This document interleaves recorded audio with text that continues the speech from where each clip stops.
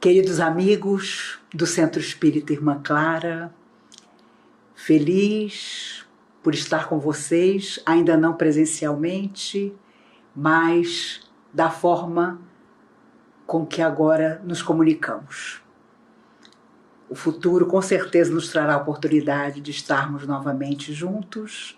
Enquanto isso, vamos organizando nossas vidas para que, quando toda essa situação tão dolorosa passar, estejamos melhores sobre todos os aspectos de nossas vidas e principalmente desejosos de trabalhar ainda mais a nós mesmos e a vida em torno de nós. Tema instigante: como educar a mente. E me recordo muito de uma antiga mensagem de Emmanuel através de Chico Xavier, quando ele dizia que nossa cabeça, nosso cérebro, nossa mente é como um grande escritório dividido em vários departamentos. E ele cita na mensagem cada departamento importante, todos eles, para a manutenção da nossa vida na Terra, antes de vir à Terra e além da vida na Terra. Entretanto, num dos parágrafos da mensagem ele diz que havia um coordenador de todos os departamentos desse grande escritório da nossa mente, que se chamava vontade. E aí nós vamos levar nossa lembrança a André Luiz, que através dos 16 livros que psicografou através de Chico Xavier, narra a sua surpresa impressionante, a sua história dolorosa. Ele, um médico e sanitarista emérito, mas que jamais havia cogitado, enquanto na Terra, da imensidão do que ele não sabia.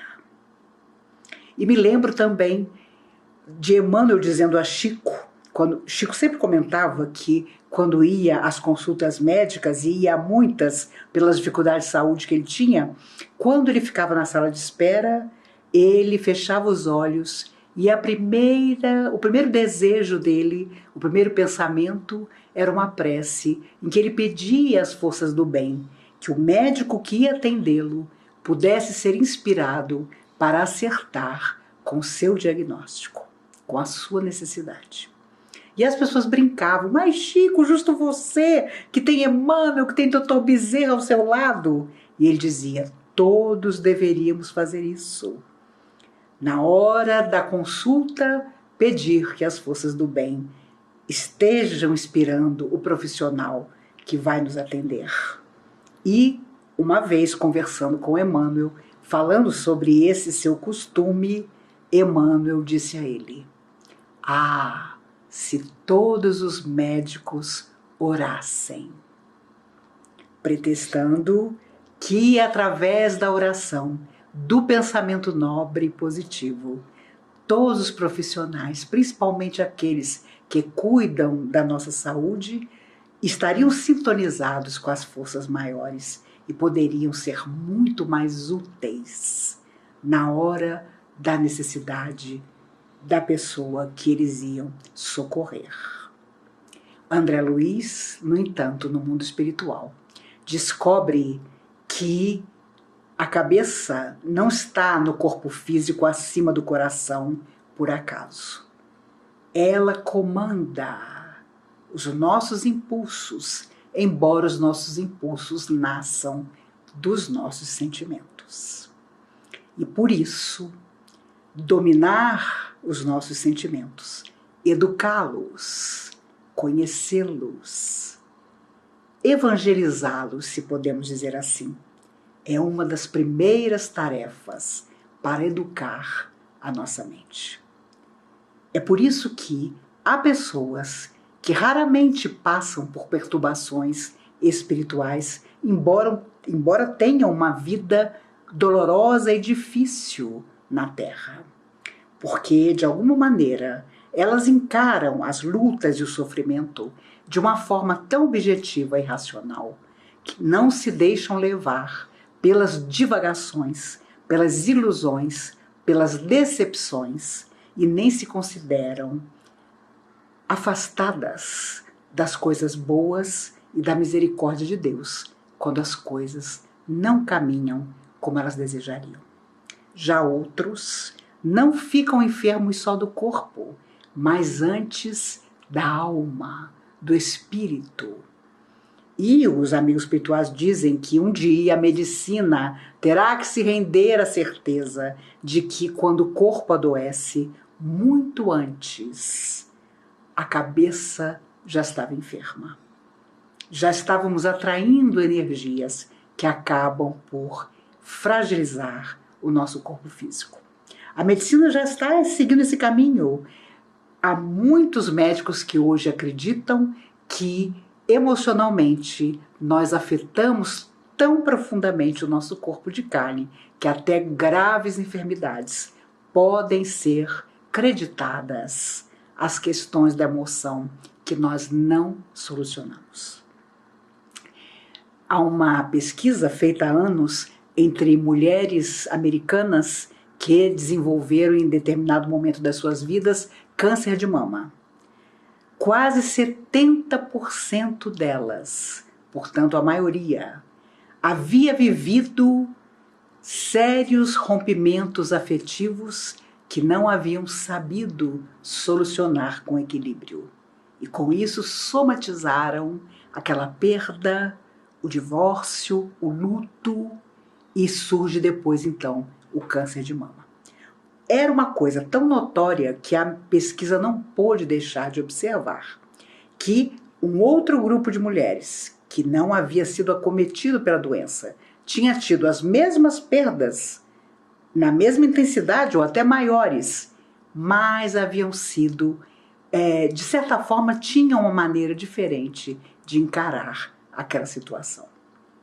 Por isso, quando nós desencarnamos, todos sabemos, porque André Luiz nos colocou isso em suas obras, nós somos convidados a contar o que se passou na nossa vida na Terra. E, obviamente, quem conta a sua própria história gosta da ilusão, gosta muitas vezes de dulcificar o que fez, o que aconteceu. Há uma história deliciosa, há muitos anos contada na evangelização infantil, que é a história do lobo mau reencarnado. Todo mundo conhece, Roque Jacinto nos conta que o lobo mau desencarna e, claro, ele não tinha comido a vovozinha, ele não tinha nenhuma intenção ruim com o Chapeuzinho Vermelho, só que enquanto ele falava, para sua surpresa, da sua cabeça saía como um filme que mostrava a quem estava em volta o que realmente havia acontecido. Isso é uma realidade. No mundo espiritual, não vai adiantar dourar a pílula, porque enquanto a nossa cabeça estará pensando em como contar as coisas erradas que fizemos de uma maneira que nos torne vítimas, a nossa mente, como um projetor, vai mostrar o que realmente se passava. E aí a situação fica complicada.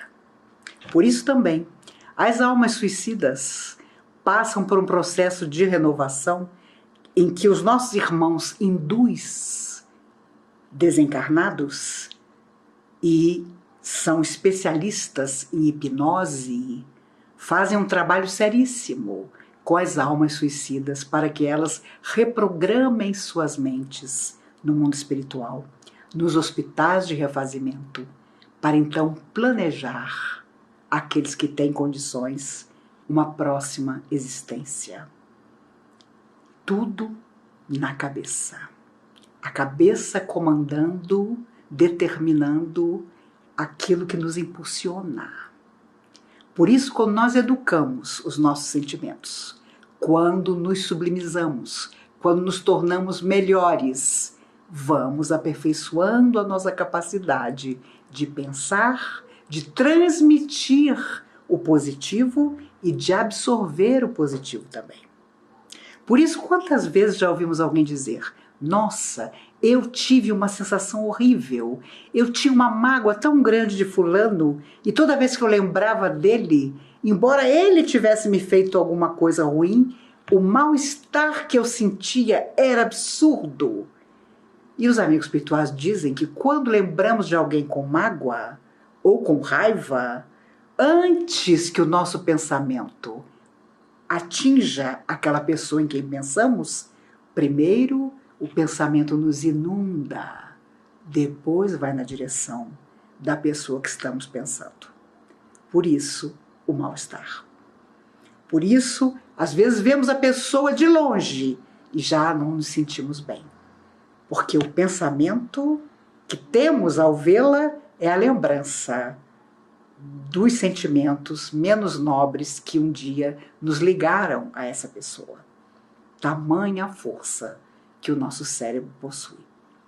Os próprios médicos e cientistas afirmam: quase não conhecemos nada da nossa mente. E por isso, quanto mais conhecemos a nós mesmos, mais capacidade desenvolvemos de ter o controle das nossas emoções, tornar as nossas emoções menos nobres em emoções mais dignas, para então receber e doar os pensamentos de carinho e nos sintonizar, nos ligar àquilo que pode nos alimentar positivamente. Quantas e quantas vezes os espíritos, através de tantos médiuns, têm nos dito da preocupação que temos em nos alimentar corretamente, em desprezar determinado alimento que de repente sai de moda, ou então descobre-se que faz um mal muito grande ao nosso corpo, mas estamos longe da preocupação que também deveríamos ter de alimentar nossa mente de alimentos positivos que possam endereçar ao futuro a nossa lembrança mais feliz e nos dê, inclusive, energias. Porque, sem dúvida, há dias em que os pensamentos são tão difíceis que a própria energia física parece nos faltar. Porque tudo está ligado. Porque tudo tem uma coexistência que nós precisamos conhecer. Lembram-se, numa das inúmeras passagens que André Luiz conta, das tarefas que ele acompanhou, das quais participou no mundo espiritual, está o momento em que ele, como um aprendiz, seu companheiro e alguns enfermeiros tinham que entrar em determinado lugar onde havia uma reunião de almas grandemente sofredoras. Chefes mesmo de falanges que assediavam e perseguiam e manipulavam, na verdade, encarnados. Eles tinham que entrar nessa reunião para saber o que se passava e ver a possibilidade de suspender aquilo, evitar que aquela situação continuasse acontecendo, mas eles não podiam ser reconhecidos. E para surpresa de André Luiz, os protetores, aqueles que estavam levando a eles na tarefa, tiveram que se concentrar por instantes e levar à própria mente a lembranças antigas, e cada vez que lembravam de coisas que já se haviam passado, de momentos difíceis que haviam vivido na Terra, uma carapaça mais escura aparecia em seus perispíritos e os disfarçava. Claro que André Luiz percebeu que ele não precisava fazer isso, porque praticamente recém-chegado das regiões de sofrimento onde havia peregrinado, ele pouco tempo tinha tido para estar em vibrações maiores que permitissem que ele precisasse se disfarçar. Mas ali foi um dos episódios que ele faz questão de narrar para lembrar que tudo nascia da cabeça, do pensamento, da mente, até mesmo disfarce. E eles entraram sem ser identificados pelos guardas que estavam tomando conta do lugar, porque foram confundidos por algo, como se fossem almas sofredoras que igualmente iam participar da reunião. Vejam como, na Terra ou fora da Terra, em qualquer mundo, a mente é uma força criadora extraordinária, tanto para o que é bom como para o que não é, se a pessoa tiver a tendência negativa. Quantas vezes já tentamos ajudar alguém e a pessoa absolutamente não quer ser ajudada? Quantas vezes orientamos, convidamos a tratamentos de passe infindáveis e a pessoa nunca melhora? Porque no fundo, embora todas as técnicas, tudo que nós possamos oferecer portas adentro de uma casa espírita, por exemplo, para que ela melhore, falta o elemento fundamental, a própria vontade dela, a vontade real de realmente melhorar. Na Comunhão Espírita de Brasília, durante muitos anos, um tratamento físico-espiritual, que na época, na década de 70, chamávamos todos de tratamento de cura, até que os amigos espirituais nos corrigiram, porque nem todo mundo que lá estava em tratamento seria curado, até por questões espirituais e por aí vai. Mas ouvi o Dr. Bezerra de Menezes mais de uma vez comentar que, para que houvesse uma cura, 3 elementos eram fundamentais. Primeiro, da natureza vinha toda a energia que eles misturavam com o que traziam dos laboratórios do infinito. E o terceiro elemento, além das energias que traziam do mais alto e do que recolhiam na natureza, era o mais complicado, que era a própria pessoa enferma. Havia na pessoa enferma que ali estava rogando ajuda o terceiro elemento fundamental para que, porventura, houvesse a cura. E é extraordinário pensar sobre isso, porque foi por isso que Jesus afirmou sempre: vê, tua fé te salvou. Ele jamais disse: eu te curei. Eu coloquei forças em funcionamento para que você ficasse bom. Afirmava: tua fé te salvou. Para dizer sempre: é de você que nasce tudo, o que é bom e o que não é. Essa lógica a doutrina espírita nos ensina para que nunca esqueçamos. Porque ela envolve a nossa vida desde o momento, aliás, antes até do nosso renascimento e quando saímos do corpo também. Por isso vemos pessoas que têm um tônus vital impressionante. Os anos passam e elas permanecem vigorosas, embora naturalmente envelheçam. E há outras que, ainda moças, ficam arqueadas, desanimadas, cheias de dificuldades. Mas quando você vai conversar, as dificuldades não são, na verdade, físicas, mas algo na emoção que não consegue melhorar nunca. Quem de vocês nunca tentou ajudar alguém e não ouviu da pessoa: ah, você não entendeu o meu problema?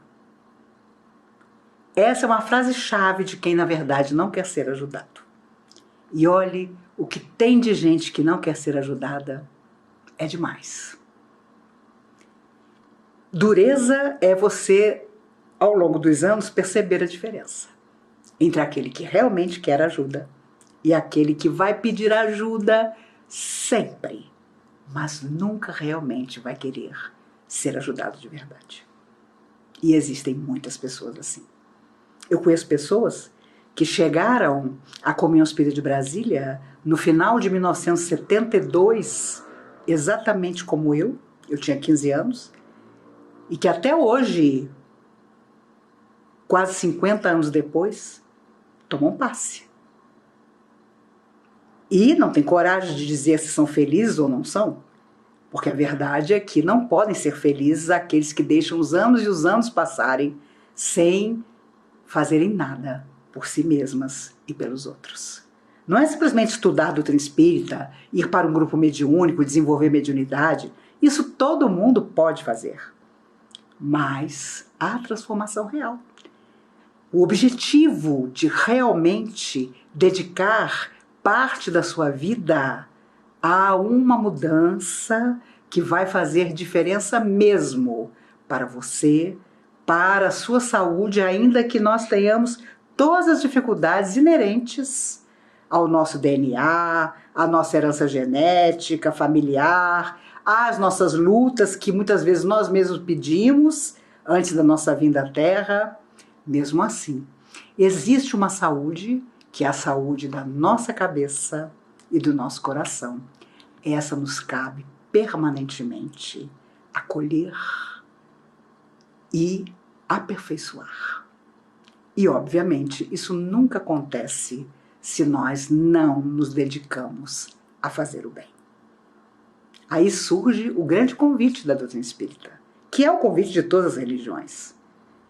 Vamos em busca de socorro, nós somos socorridos, amparados, depois, com certeza, todas as doutrinas nos propõem a maior de todas as renovações, trabalho.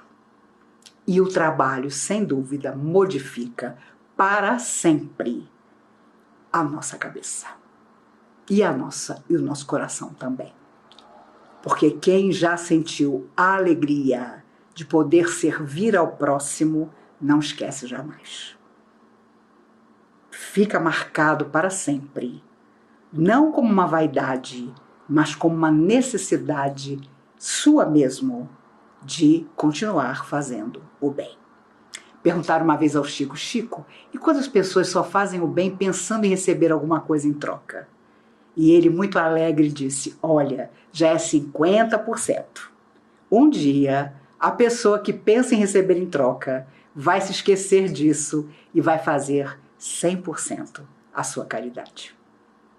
Por isso, muitas vezes, já muito idoso, de vez em quando alguém dava falta dele e depois, quando ele voltava para casa: mas Chico, onde é que você foi essa hora?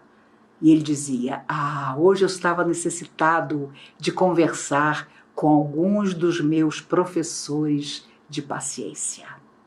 Eram pessoas queridas que ele socorria nas suas necessidades e com quem ele ia conversar quando porventura se sentia fragilizado ou sozinho. Até as almas nobres que se dedicam a vida inteira a fazer o bem precisam de momentos assim, em que elas vão buscar forças em quem dá exemplos maravilhosos, que são os da renúncia, os da abnegação, os do carinho permanente. Vivemos há 1 ano uma pandemia que varre o mundo e que tem levado tanta gente para o mundo espiritual. E mesmo nessa fragilidade que o mundo parece viver e que parece que não passa nunca, estamos nos diferenciando uns dos outros. Nossas consciências vão falar por nós um dia, porque existem aqueles que se preocupam consigo mesmos, mas também com a vida em torno, e existem aqueles inconsequentes que não se preocupam com nada, muito menos com os outros. A cada um segundo suas obras, afirmava Jesus. Essa frase, confesso a vocês, é uma das minhas favoritas, porque se pensássemos nela todos os dias, faríamos apenas o melhor. Não adianta educar a nossa mente para a matéria, para a ciência, para os estudos, para fazer pós-graduação, pós-doutorado, se das nossas emoções não nascem abnegações, carinhos, respeitos pelo nosso semelhante. Não duvidemos que em situações como essa, um dia, na verdadeira existência, também vão nos perguntar qual foi a nossa atitude. Porque medo, todos nós estamos vivendo. Situação de fragilidade emocional, todos nós estamos passando. Quantas e quantas famílias enlutadas. Quantas pessoas partiram de inesperado. Quando tudo isso começou, imaginava-se que pessoas mais frágeis, enfermas, idosas seriam as mais vulneráveis. Mas de semanas para cá isso deixou de existir. Há crianças morrendo, há jovens de todas as idades. E por isso, quando parece que não vai ter fim, nós nos lembramos de quantas vezes demos valor a cientistas, a médicos, a enfermeiros, a aqueles dedicados que realmente estão dando suas vidas exaustos para que haja segurança para todos nós. Reparto com vocês uma coisa que vi ontem na televisão. Uma médica chorando em São Paulo contava que na hora de entubar um moço na UTI, ela, como estão fazendo com todos, pegou um celular para que ele mandasse uma mensagem para alguém da família. E ele titubeou. E ela disse, por favor, me diga para quem eu telefono, com quem eu falo, para falar que eu vou ter que entubar o senhor. E ele começou a chorar e disse, a única pessoa que eu tenho é a minha filha, que tem síndrome de Down. Somos só eu e ela. E como eu não tinha com quem deixá-la quando vim para o hospital buscar ajuda, eu a deixei com uma vizinha que nem me conhece direito, mas eu não tinha com quem deixá-la. E eu quero perguntar à senhora, como é que a senhora vai explicar para ela o que a senhora vai fazer comigo e se eu vou sair daqui? Olha, eu juro a vocês, eu pedi tanto que esse moço saia disso, que ele possa abraçar de novo essa filha. Sabe? Porque existem coisas tão graves que acontecem, existem dramas que as pessoas vivem com coragem e nós, por qualquer coisa, reclamamos tanto, dizemos que Deus se esqueceu de nós, que não fomos aquinhoados como desejaríamos pela vida, que tudo fracassou, que nossa vida foi pura desilusão. Por qualquer situação já estamos melindrados. Fazemos cara feia, dizemos que aquela casa espírita não nos ajudou.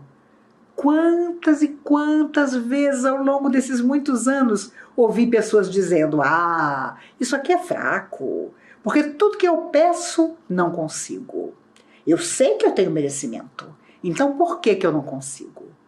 A pessoa enxerga tanto só a si mesmo que ela acha que a partir do momento que ela faz um desejo, metade da humanidade desencarnada tem que correr para socorrê-la.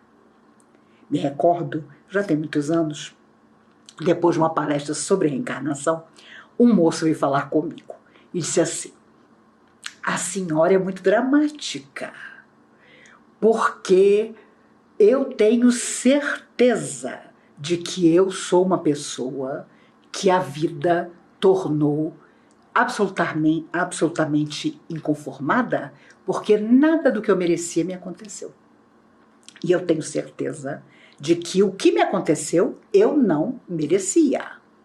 Eu tenho certeza que eu não pedi nada das verdadeiras tragédias que me aconteceram, dos sonhos que eu não realizei, das pessoas que eu amei e que não me amaram. Olha, eu confesso à senhora, sua palestra não me convenceu, porque a minha vida é dureza e nada melhora a minha vida. Eu tenho certeza que eu não posso ter pedido isso. Virou as costas e saiu. Um amigo espiritual se aproximou e disse, é verdade, Maíse, ele não pediu. Ele implorou em lágrimas copiosas, de joelhos, muito mais do que ele está vivendo até hoje. Mas os amigos espirituais, sabedores da tibieza do coração dele, evitaram que os grandes dramas realmente lhe acontecessem. O aconselharam a uma vida menos problemática. E é dessa vida menos problemática que ele está se queixando tanto com você. Meus amigos, a nossa mente pode nos dizer que nós somos maravilhosos.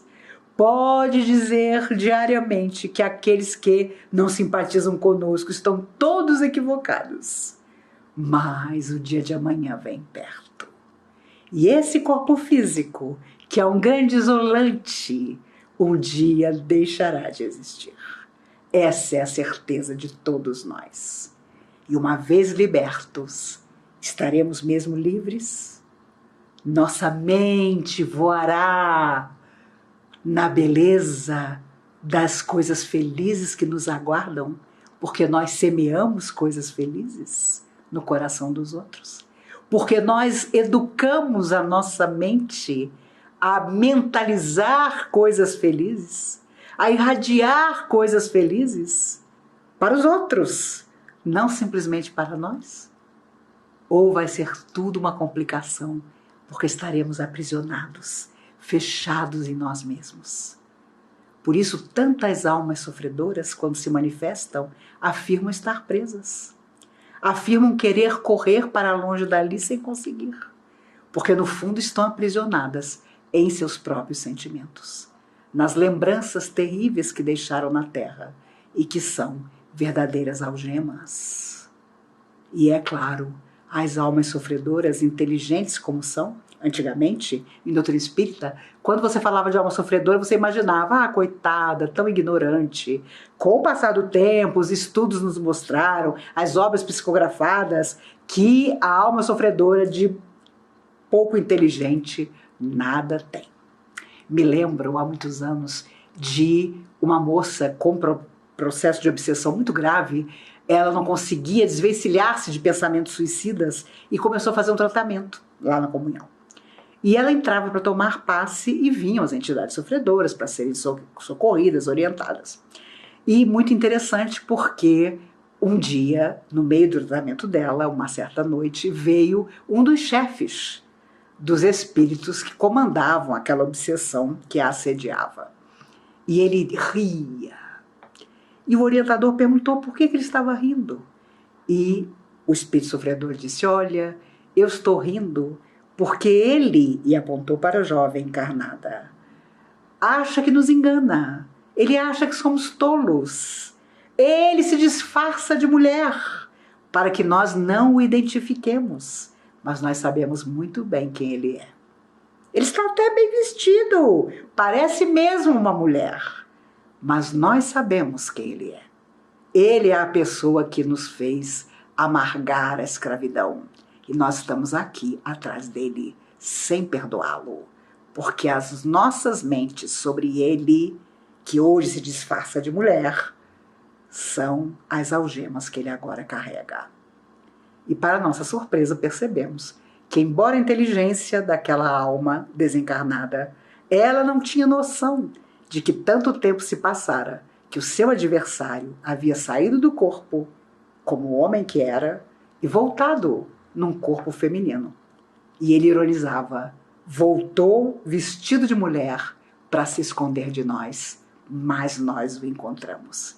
E por que isso aconteceu?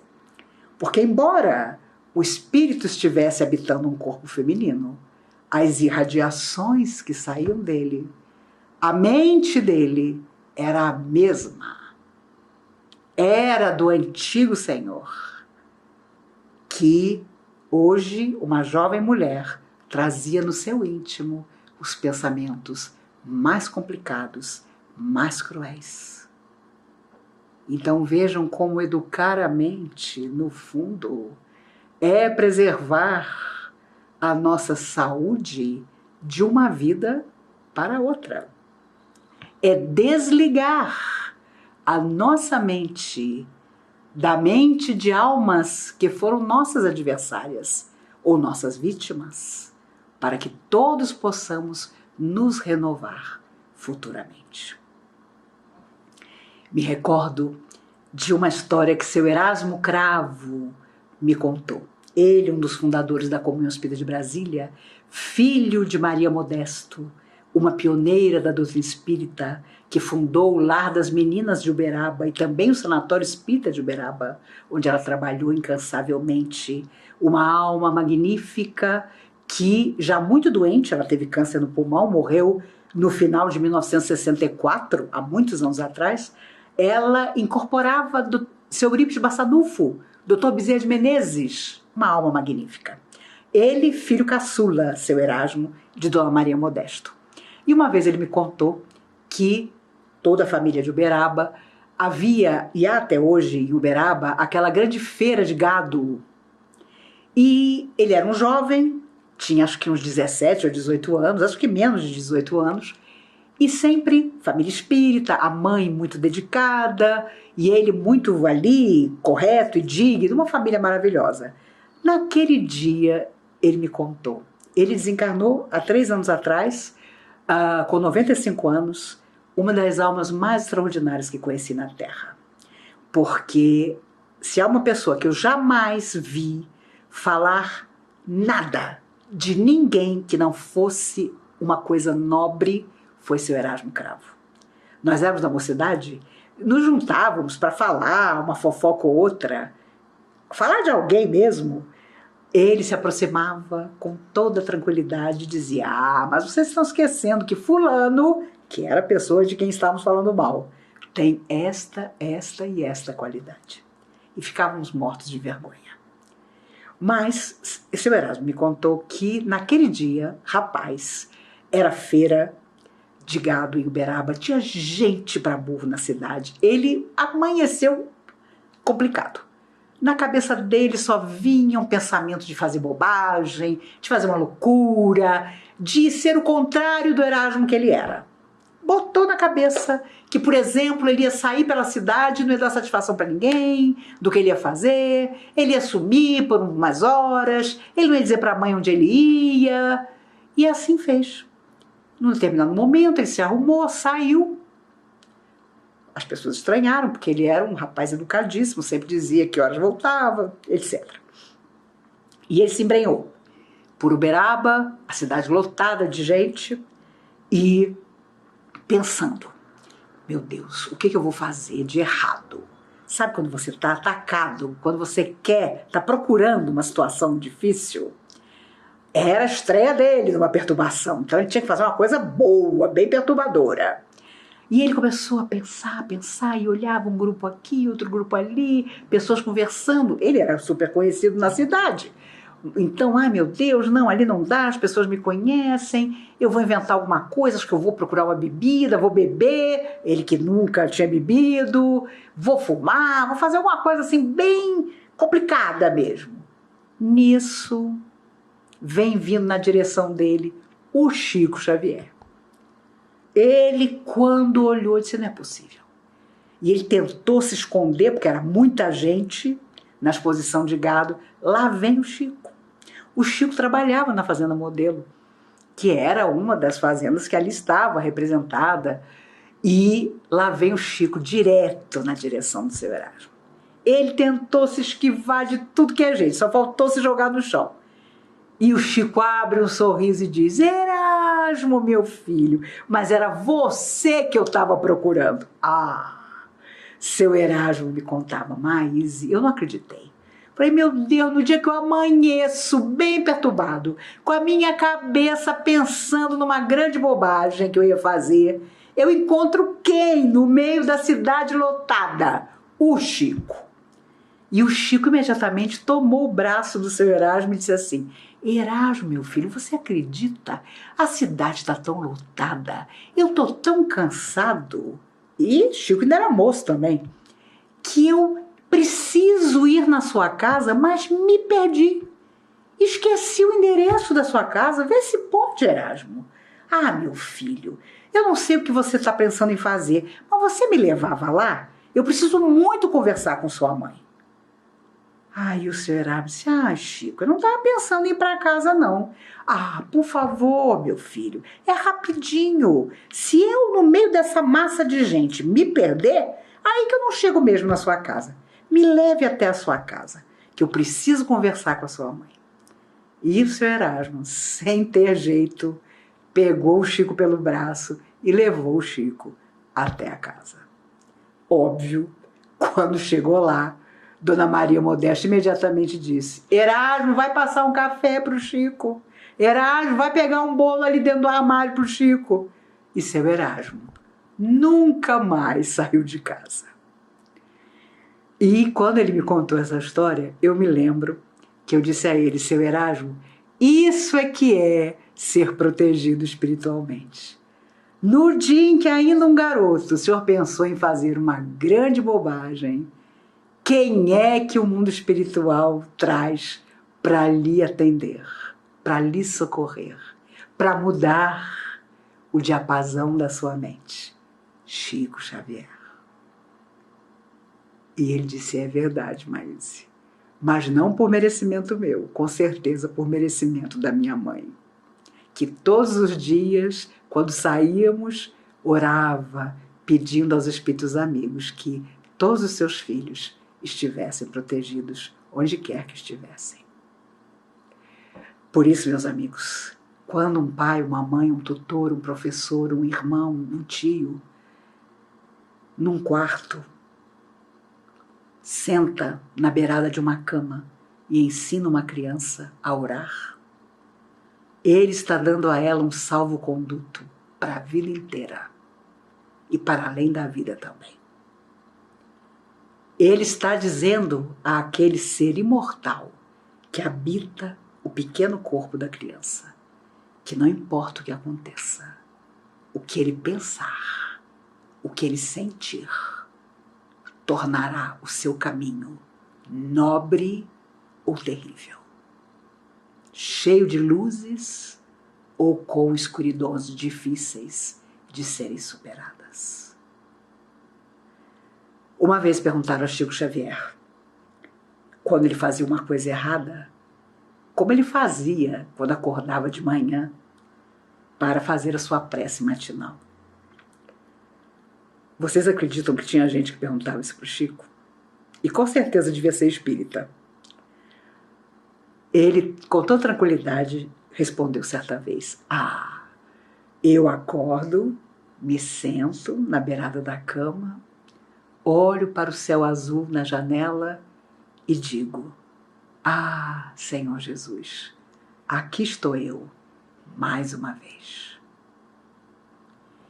Se algo eu pude desejar a todos nós, queridos amigos, é que não importa o que nos aconteça, não importa, passado esse tempo tão difícil que estamos vivendo, o que sobre de esperança no nosso coração. Vamos começar de novo. Vamos dizer: Jesus, aqui estou eu, mais uma vez.